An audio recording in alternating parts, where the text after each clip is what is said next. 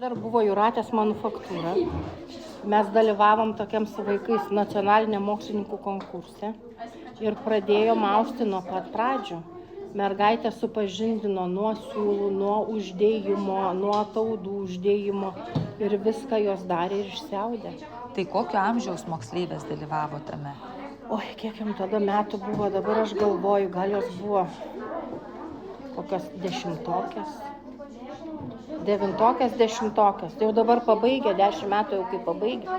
Mums tai čia buvo super, tokia patirtis, nes padaryti viską nuo pat pradžių, ne tik, kad atsisėda jau prie paruošto, bet jos šitaip kantriai po pamokų mes važiuodavom kokias 2-3 valandas čia ir jos nuo pat pirmo žingsnio.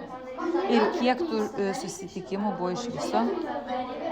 Bet kad aš žinau, kad mes kokius 3 mėnesius čia važinėjom. Dar dabar jų turiu austą kilimėlį. Jos dviese darė vieną darbą, raštą ir padarė kilimėlį tokį. O man tai irgi pasižiūrėti viską, kas yra nuo pat pradžių, kaip gimsta tas audinys. Ir kitas dalykas, kad dar svarbu buvo, kad atsirado norinčių, kas norėjo išbandyti. Tai čia man buvo super.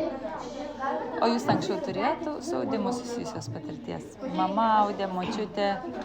Aš žinau, kad mano promočiutės arba ten protetos, jos audžiu, bet aš nesu mačius.